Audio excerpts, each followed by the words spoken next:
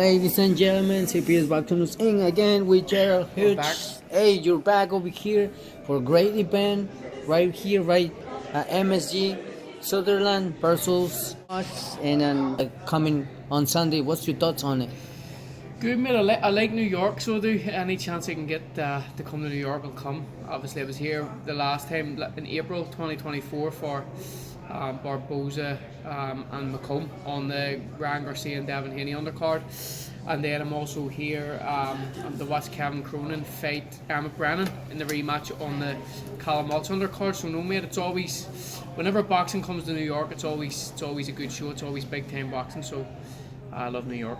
Hey, great atmosphere, and also when it comes to St. Patrick's Days, I think I just, I was interviewing right here, right next to my left, Michael Cullen, and he says on Sunday everything is gonna turn green, everyone is gonna celebrate St. Patrick's Days, and what a great, week when it comes to bring boxing over here. What's your thoughts when you see right now these events coming in New York City, because it's been a long time? Yeah, well, that's what I'm saying, like, especially over here, like you've a big Irish American sort of community, and I think one thing about boxing is if you put on a good show, people come out no matter where you are. So I think the St. Paddy's Day adds to it. Obviously, as Michael was saying, he sort of started the whole St. Paddy's Day fights and stuff, and everybody got behind him, and now you can see the sort of new crop coming up, and people, they're carrying on that same tradition. So it's good. And see, to be honest, the Irish just want an excuse to drink. That's it. So they'll go to anything. Do you know what I mean? They'll go to boxing, they'll go to football, they'll go and watch anything. If it's on St. Paddy's Day and they can have a party, they'll go and they'll have a party. Yes, after we see every performance from every fighter that eventually is gonna bring their best. MSG, we're gonna go and celebrate, because everything will turn green and just have fun, Yeah. That's the way it is. Gerald, recently they just announced Katie Taylor, Amanda Serrano. Now they're bringing back that fight over here at the MSG. What's your thoughts on it? Brilliant fight, mate. Again, I thought, what's the last one? And I thought it was closer than the first. I know Mick says that he thought it was further. I thought it was closer than the first. So I think, there's a lot to be said about judging in boxing, but when you've such a good fight and a 50-50 fight and a close fight, you can't really squeal robbery either way, because it's very, very close. Now, this time, mate, I think Katie will do the business again. It will be 3. She'll make it 3 out of 3. But Serrano's always dangerous. Serrano's game, and their styles gel. That's why they're doing it a third time. If they weren't entertaining to watch and people didn't tune in, then they wouldn't be putting these fights on.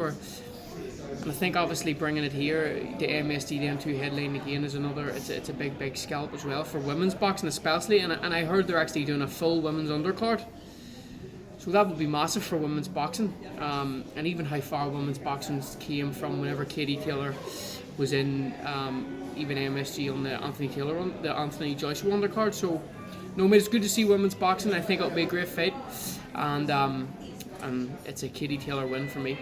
Hey, I always encourage every fight fan, let's continue come and support, these women, because eventually, as you mentioned, you got your favorite one, and I'm pretty sure fight fans, they will say, we got Serrano, we got Taylor. So that's interesting to see always in a match, that they come in and they support, both teams, and eventually you as a Irish, colleague and everything like that, you said, I'm going for my fighter, and we'll see what outcome it's gonna be. Talking about that, for the greatest performance now that Taylor and Serrano they're bringing and putting women's boxing all the way to the top. What's your thoughts when you hear now a lot of women's, and especially I've been interviewing in every different country, Salvador, Canada, let's say Mexico, Venezuela, Colombia, and all of them, they agree with one term. Serrano and Taylor, they are the ones that they brought it up, women's boxing all the way to the top. What's your thoughts when you hear these women's, they think about, that of Katie Taylor and Amanda Serrano? I think it comes down to, again, what I was saying was their styles. Their styles gel to make it a good fight to watch, especially over the 10 2-minute rounds. And I think as the actual every fight goes on, you have the first fight, the second fight, and now you have the third fight.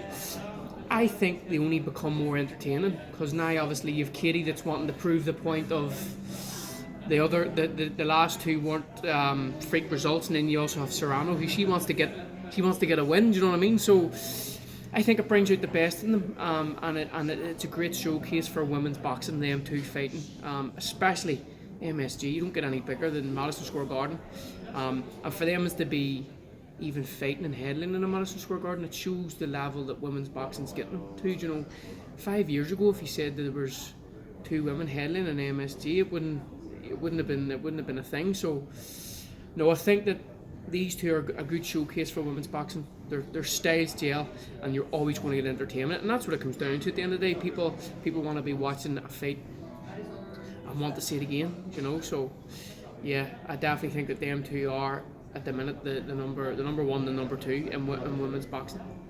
Hey, you just mentioned, I think these women's they bring in their best, and also they just put in a great show. I mean, MSG is a great arena where so many fighters they've been through, including again Michael Conor over here when he performed over there.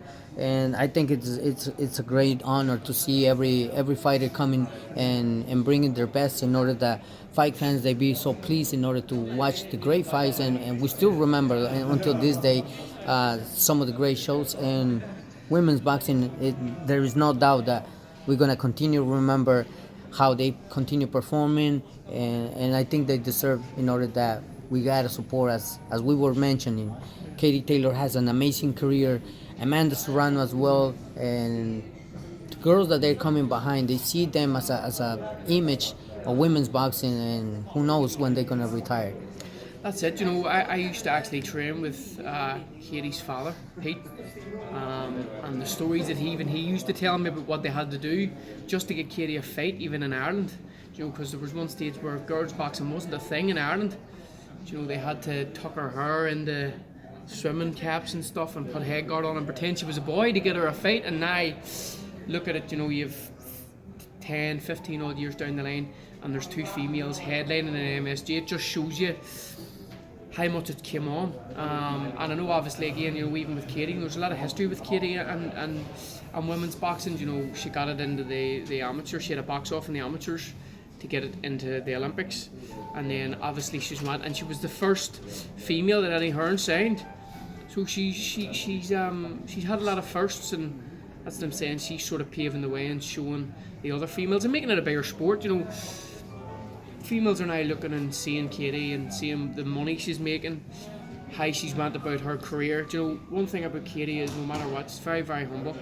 There's no attitude or anything. Whether she's a very, very humble person, and she's probably the highest earning female. So it shows you don't need to put anything on and just be yourself. And again, that's her coming. That's it coming down to her being a trailblazer, and younger boxers being able to look at her and say, well, I want to get where she is, and this is what you have to do. It's a blueprint. So, no, definitely, I would say out of the lot of them, it's definitely Katie and Serrano. Yes, I totally agree with you when it comes to bringing and being the image, because so many female fighters, they look at them and they be like, I want to be like Katie Taylor, I want to be like Serrano. And not only that, recently I just interviewed one of the professional boxers from Sinaloa, Mexico. Her name is Barbara Vasquez, that I want to send a huge shout out. And she says to me, I would have loved to have the opportunity to fight any of them. And even though, if I got as an sparring session, for me that would be experience to gain, because I know my style is a southpaw, and of course when it comes to Serrano, she's a southpaw. Yeah. But I would love to interact with Taylor, Serrano. I don't know who would give me the opportunity. Yeah. So that's interesting to hear when other women's, they see Serrano and Taylor as an image of women's boxing, and nothing, just let's continue supporting these women's. Gerald recently at the Barclays Center, at the other arena in Brooklyn, Lamont Roach, Gervonta Tank Davis, great fight, but in the decision it was kind of like tricky. So what's your thoughts on it? What I didn't watch the fight, the full fight. I seen the clips and the highlights. And I sort of, in my own head, when I seen it was a strange, obviously, clip of Gervonta. He sort of tapped his eye and then he touched the canvas, and I just don't know. I look at it this way: if Lamont Roach did that, would it be given as a standing account? That's what I said in my head. I think it would have done. It probably would have been given as a standing account if the shoe was on the other foot. But obviously, Gervonta Davis, he's a big sell here. And do they want to upset him? No. Boxing, there's a lot of politics in boxing, so I think definitely he should do a rematch. And I think again, Gervonta Davis will probably want to do the rematch. He's obviously spoke that he hasn't long left. He's looking at it. He's talked a lot on he's wanting to retire young. So I think that'll always be a question mark if he doesn't. And again, it was a good fight. From the highlights I seen, it was nip and tuck, but I just thought it was very, very strange. Gervonta Davis is very experienced. To do something like that was just strange to me. And I sort of said, if Lamont Roach had did that, what would have happened? So that was my outlook on it. But again, a great fight, and I hope they can do a rematch and bring it back to New York. When you're talking about rematch, I spoke with Robert Diaz, and Robert says, now we're gonna run it back and the rematch, but now it's gonna be, we won the rematch. It might happen in Lamont Roach, state. Yeah. So it's not really far away from where Gervonta Davis. So hopefully they agree. So that'd be awesome because we won.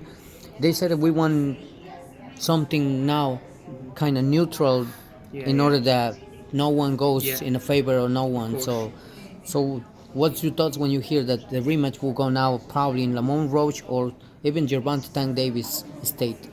Yeah, well, if you're Lamont Roach, you're definitely you're one that in neutral ground, But then again, it was neutral ground here too, and look what happened. So you're sort of thinking, if you're going to win a fight, does it really matter where you do it? Like there you go, there's Mick. Mick went to Lee Woods back on and beat him up. Do you know what I mean? And it doesn't matter where the fight is. If you're better than the person, you're going to beat them. Obviously, if you're boxing politics that come into it, but I just hope the rematch can happen. No matter where it happens, it just happens, and we have a fight with no question marks over it, and a definite winner and no controversy. But at the same time, controversy sells. Now everybody's going to want to see this rematch because I think whenever maybe before Gervonta Davis, he was meant to fight. He was meant to fight someone else, wasn't he? He was meant to fight. Lamont Roach was taken before that one. Yes. I can't remember who it was, but it was sort of strange because Gervonta Davis hasn't really went towards the Riyadh season stuff. He's doing his own thing. So we were sort of running out of opponents for Gervonta, whereas he has another rematch there set that people will tune in to watch. So. No, mate, I hope the rematch can happen. Well, I think it will go the rematch because eventually when they spoke in the first press conference, they said that there was a close, and that was a rematch. So whoever wins in that fight, either way it will go. So, but the place is like, we don't know yet. So that's what we have to continue waiting and see what the details they're going to release. Maybe next month, maybe in a few days. We don't know. Yeah. Interesting fight that it comes in my mind right now in the UK. ChrisEaubankJr., Eubank Jr. What's your thoughts when you see these two guys that eventually the rivalry from the family, their dads, now they put in all of that in one place in the ring with their sons now fighting each other? What's your thoughts on it? Who you guys a favorite one? There's a good storyline, with the dads and stuff, but I think it's probably outgrew that, You had Chris Eubank slap him with an egg, so I think it's took a bit of a story of its own. But to be honest with you, mate, I think Eubank Jr. wins the fight. I think he's too big. I remember speaking to Pete Taylor, my ex-coach, and he says ChoriSaubankJr., in his opinion, wouldn't win a British title or find it hard to win a British title. So really, I think ChoriSaubankJr. been built very well. Obviously he's had a scandal which has had him out of the ring for a while. So I think everything's sort of leaning towards Eubank Jr. And from ChoriSaubankJr.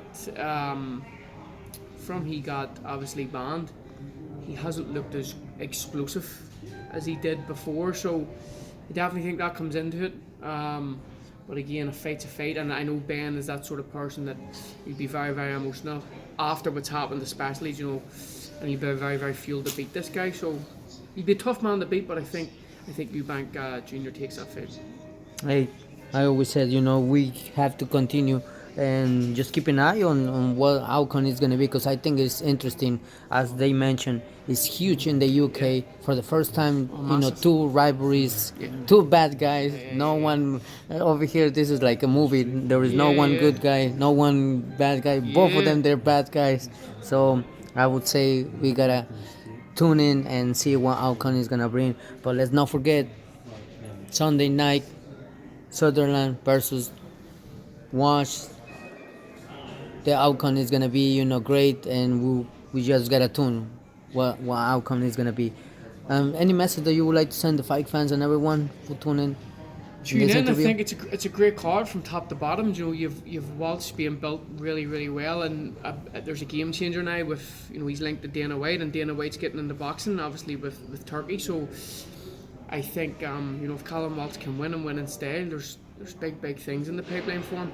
Obviously, you have Kevin Cronin and Emma Brennan. You've the whole card. It's a great card, and it's good to see on Paddy's Day a lot of Irish fighters on the card. It'll bring the Irish Americans out, and as Michael has always said, you don't go really for the fight. You're going for the atmosphere. Even if you're they going have for the excuse, so excuse to go and party and have a drink. So get out, get a ticket or watch it at home. Yeah, there we go. UFC Pass 360 promotion from Tom Lovler, and of course, I almost forget about the heavyweight division, the Dublin, the Irish number one Thomas Carty. Yeah. That's gonna be also to tune in, because I always said this fights with only one punch changed the whole night. Yeah, that's the heavyweights for you. Two big lads that are getting in and any punch, you even seen with Joe Parker, even if they land half a punch, it can put you out. So, yeah, mate, they're exciting. The heavyweights are exciting, especially Big Thomas. He's very, very good. So, I just can't wait till Sunday night. Yeah, definitely. We're not gonna miss it. And as you mentioned, if they cannot come and see it, they could watch it online. UFC Pass 360 promotion under the link. But let's not miss it. Sutherland versus Walsh. Stay tuned for everything. Yep. And thank you for everything again, problem. Gerald. No problem. Good man. Appreciate for the time.